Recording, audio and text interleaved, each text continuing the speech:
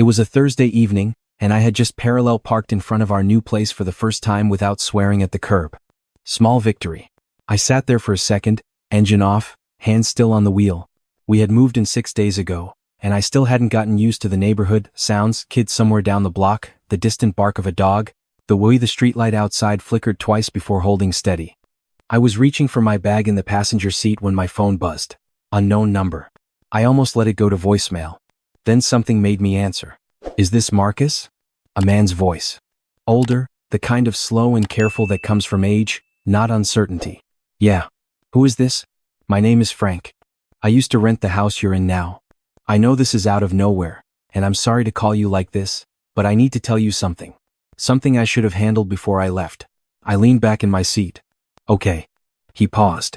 I left a security camera in the living room, mounted in the corner near the bookshelf. Small thing, easy to miss.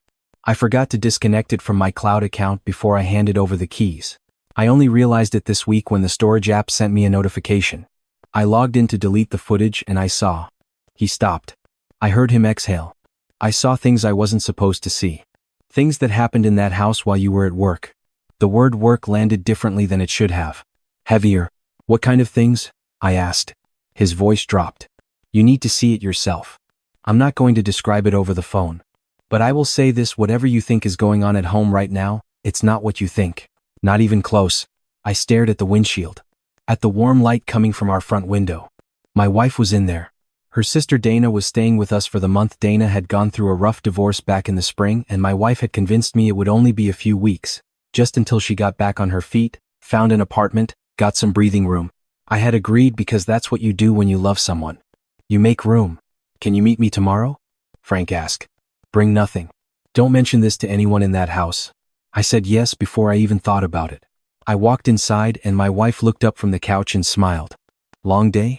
I nodded. Yeah. Traffic was bad. She handed me the remote and told me dinner was in the oven. Her sister was at the kitchen table scrolling her phone. My mother-in-law, who had come over that afternoon to help unpack, was folding towels in the hallway. Everyone looked completely normal. Everyone looked exactly like people who were not planning anything. And I hate that I noticed that. I hate that the call had already changed the way I looked at my own living room. I ate dinner.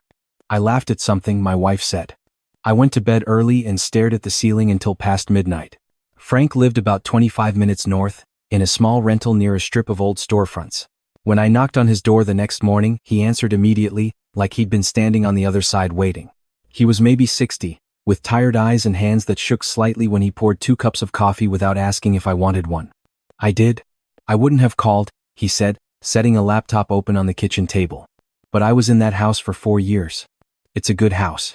It deserved better than to be used like this. He pressed play. The footage was from Tuesday. The date in the corner said I had been at the office until past 6. In the video, my wife walked into the living room at 2 in the afternoon. Her sister came in behind her. Then my mother-in-law, who I hadn't even known was coming over that day. They sat down at the dining table, my table, the one we had carried in together just the week before, and my wife opened her laptop. What you're about to hear, Frank said quietly. I've already listened to twice. I'm sorry. My wife's voice came through the speaker clearly. Okay. So the joint account has enough if we time it right. The direct deposits hit on the 15th. Her sister leaned in. How much can you actually pull without him noticing right away? My wife didn't hesitate. If I move it in 3 transfers over 2 weeks, it looks like regular expenses. He never checks the sub-account. My mother-in-law nodded slowly. And the business line? That one's trickier, my wife said. His name is primary. But I already added myself as a secondary signatory last month. I told him it was for convenience in case of emergency. She smiled at her own explanation. He believed it. She paused. He always believes me. I watched the video without moving. Without breathing, almost, her sister asked. And after? When you leave? My wife sat back. After I'm gone, what's he going to do? He's not going to chase me. You know how he is. He'll be devastated for a month and then he'll find some reason to blame himself. He always does. That's the thing about a man who trusts you completely. He spends more time wondering what he did wrong than wondering what you did. My mother-in-law laughed. She actually laughed. Frank paused the video. There's about 40 more minutes. I sat there with both hands around the coffee cup and said nothing for a long time. All of it, I said finally. Send me all of it. He nodded. Already copied to a drive for you. He slid a small USB drive across the table. I made 2 copies. One for you, one I'll keep until you tell me you don't need it anymore. I looked at him. Why are you doing this? He was quiet a moment. I have a son about your age. He went through something similar a few years back. Didn't have anyone tell him what was coming until it was already over. He picked up his coffee cup. I couldn't do that to someone else. I drove home slowly. I didn't go inside right away.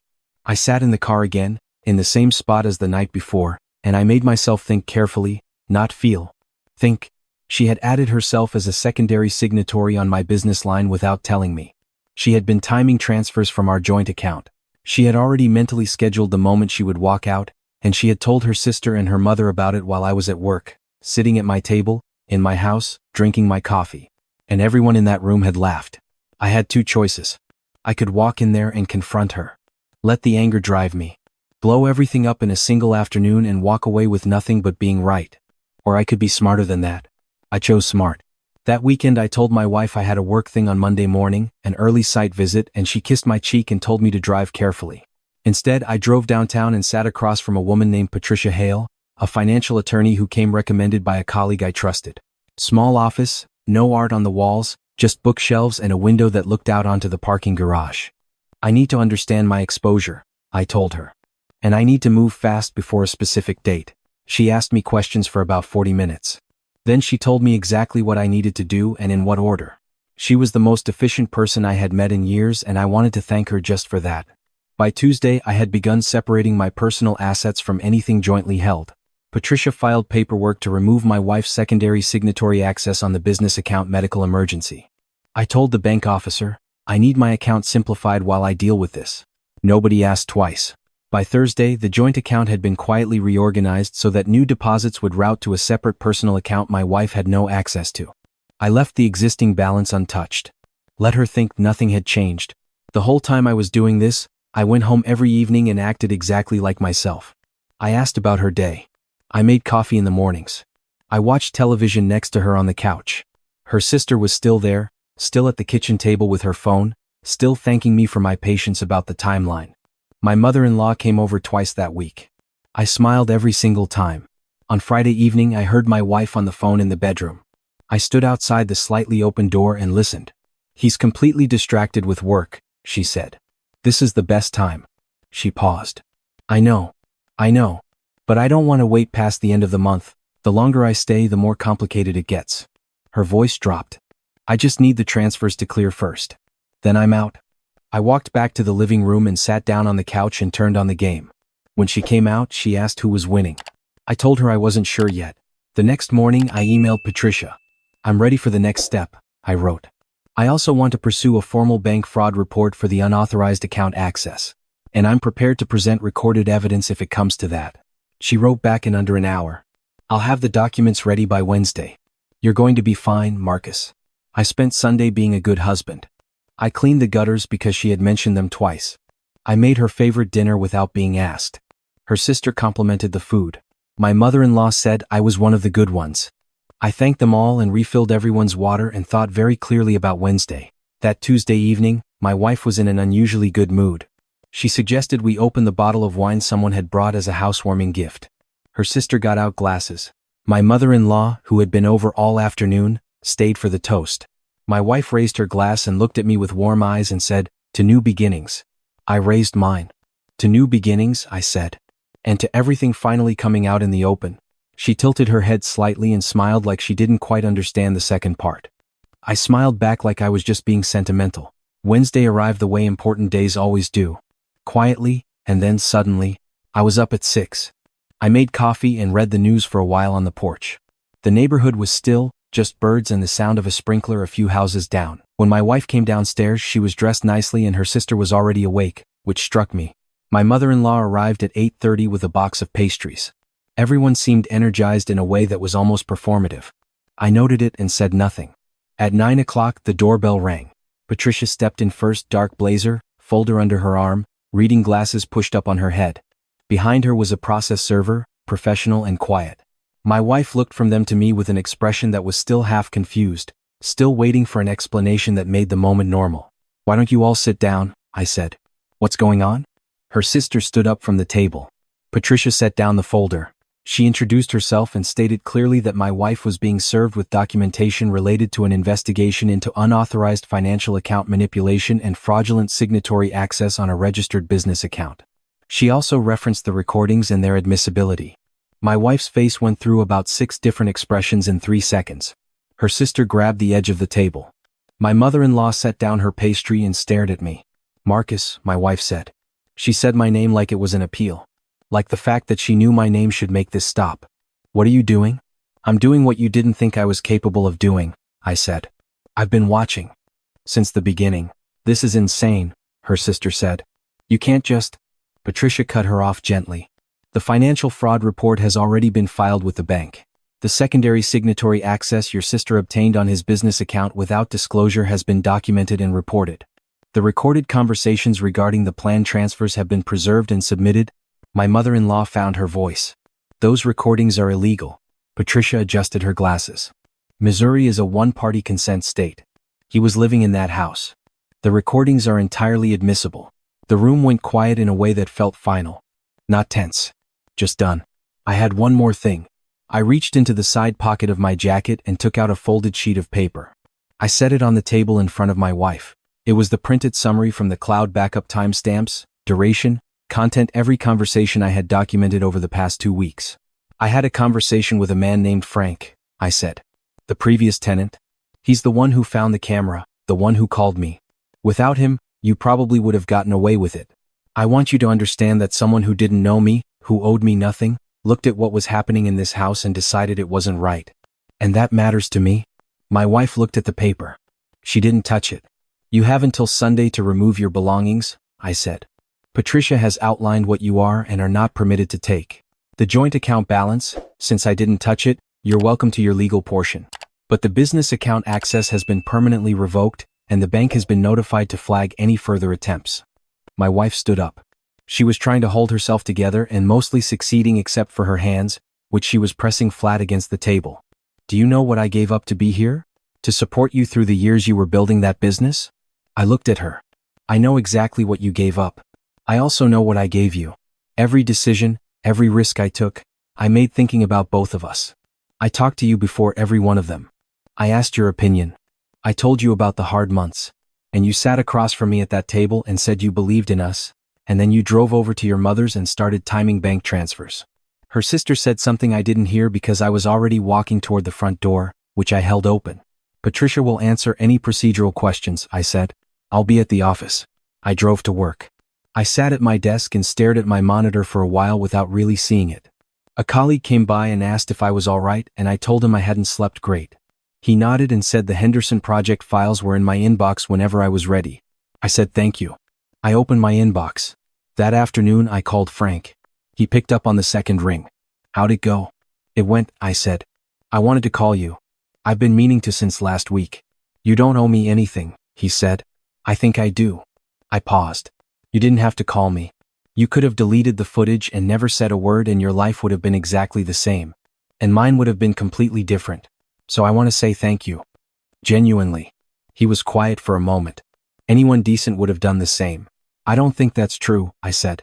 "But I appreciate you saying it." He asked if I was going to be okay. I told him I thought so. He said that was good enough for now and that I should give it time. I told him I'd let him know when I was settled again. He said he'd like that. I hung up and sat back in my chair. The week that followed was the kind of quiet that takes getting used to. Her sister left Saturday afternoon with 3 suitcases and a box of kitchen things she claimed were hers. I didn't argue. My wife left Sunday evening just before dark. I watched from the kitchen window, not to be cruel, just because I wasn't sure where else to stand in my own house. She looked smaller on the curb than she had seemed inside, 'cause she looked like someone at the beginning of a very long walk. I didn't feel good about it. I want to be clear about that. I didn't feel like I'd won anything you'd want to win. I felt hollowed out in the specific way you feel when you finally understand the full shape of something that hurt you, and the shape is bigger than you thought. But I also felt clear. Clearer than I had in a long time. The following Monday I had a meeting with Patricia. She told me the bank's fraud review was moving forward. Based on the documentation, my wife's application for a personal loan she had filed the previous month using inflated household income figures from our joint account, without my knowledge, had also been flagged and was under review. Patricia said the consequences there would likely follow her for years in terms of lending and financial credibility. She said it matter-of-factly, the way you say something that is simply true. I nodded. I asked what I needed to do next on my end. She told me. I took notes. On the drive home, I stopped at a hardware store and bought a new deadbolt. Not because I thought I needed one. Just because it felt like the right thing to do on that particular afternoon. Something that was mine. That I chose. That I put in place with my own hands. I installed it that evening. It took about 20 minutes. When it was done, I tested it twice. It locked clean. I made dinner. I ate at the table by myself and it was strange and it was also fine. Outside the kitchen window, the streetlight flickered twice before holding steady. Same as always. The dog down the block barked once and went quiet. I cleaned up. I turned off the lights. For the first time in longer than I could accurately remember, the house was exactly what it was supposed to be. Mine. Just mine. Nothing hidden, nothing scheduled behind my back, no soft voice telling me what I wanted to hear while hands I trusted were already reaching for everything I had built. I sat on the porch for a while with a glass of water, not bourbon, not celebrating, just sitting.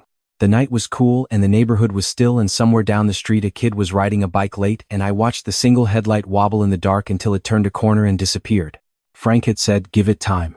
I thought about what I had given over the years, the trust, the room, the benefit of every doubt, and I thought about how none of that had been wrong. That wasn't the mistake. The mistake was never recalibrating when the evidence changed. The mistake was staying in a version of a story that had already been rewritten without me. I knew better now. I had the receipts for it, literally, in a folder Patricia was keeping in her office. That was enough. I went inside. I locked the new deadbolt. I went to bed and I slept through until morning for the first time in 3 weeks, and when I woke up the light coming through the window was just light, and the house around me was just quiet, and that was exactly enough to start again.